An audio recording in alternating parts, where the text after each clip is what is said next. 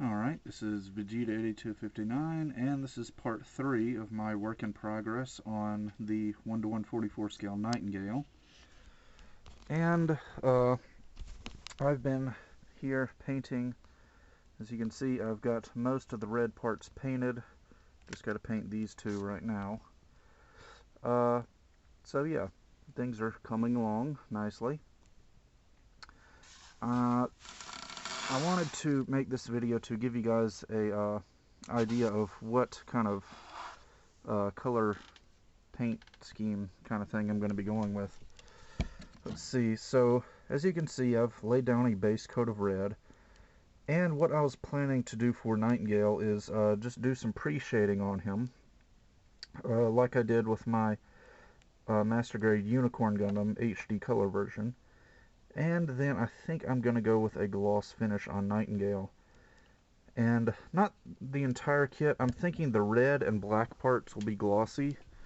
And then the, like the joint parts, the gunmetal and the gray stuff, all that will remain flat.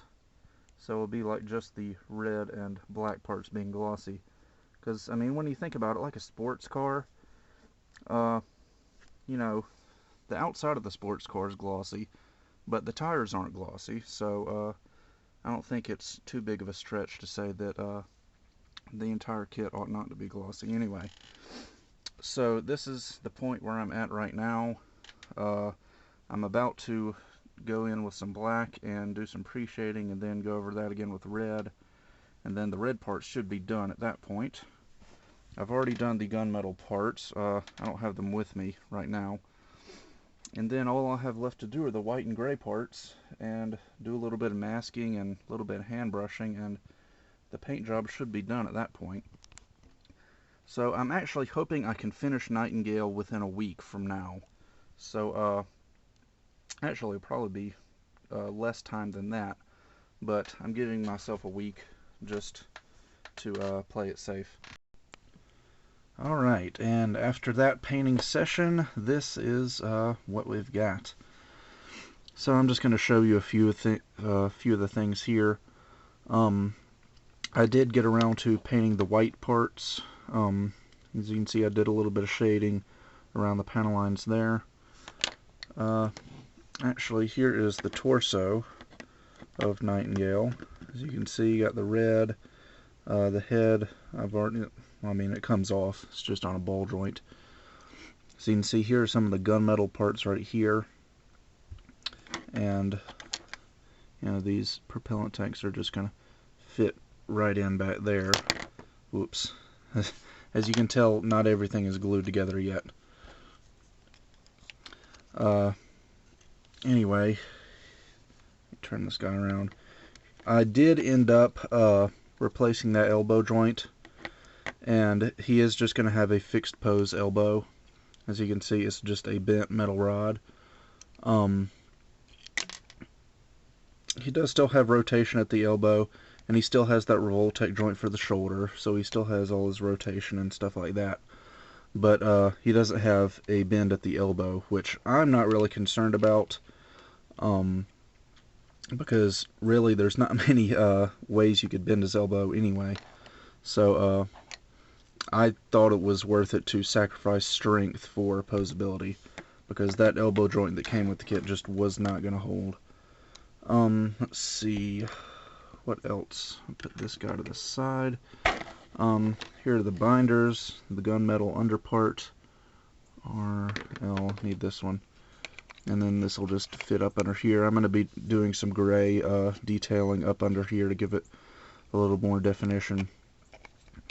And then there's where the funnels go in. Got the Revoltech joint here. Here is actually one of the funnels. Nightingale has very small funnels like Cubile, and I'm going to be, as you can see, I've drilled a tiny little hole in there. I'm going to be putting some tiny metal rods that, oops, almost lost the funnel, that the funnels will just sit down on, and they'll just sit in like that. Let's see, the shield. I've painted the red parts of the shield. I'm going to have to mask off the red stuff and then paint this front part black.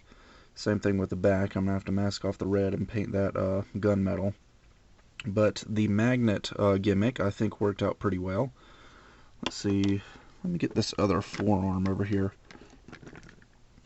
As you can see, both forearms look pretty much identical. You can't really tell that one of them has a magnet in it and the other one doesn't. And then we've got this magnet mounted on the shield clamp. And you just put them together and the shield holds on. So I think that's a pretty successful test of the magnetic shield gimmick. Anyway, here's the giant back skirt. This gunmetal piece here, I've already done a little bit of gray detailing in there. I gotta touch that up a bit. These giant white propellant tanks are going to be going in there, so the underside of the back skirt will look something like that when it's finished. Here's the side skirts and the waist piece and the giant crotch piece. I'm going to have to mask off and paint these thrusters white. Here are the feet. Like I said, I just connected the toes on with metal rods, and I still got to paint the bottom of the feet. Let's see. Got these ankle parts, they're painted gunmetal. And here are the lower legs. Got a ball joint in there, and there we go. So right now things are coming together nicely. Let's see. I've still got to paint the thrusters. I've got quite a bit of masking to do, like I said, on the shield. I've also got to mask off and paint these black parts on the knees. Several of those little tiny white thrusters to mask and paint. I got a few things to hand brush. So I still stand by my 1 week time estimate for finishing this kit. So I guess that's about it. I'll probably do another work in progress update before I actually review the kit. So you guys can probably look forward to that in a few days. So with that, I will see you guys next time.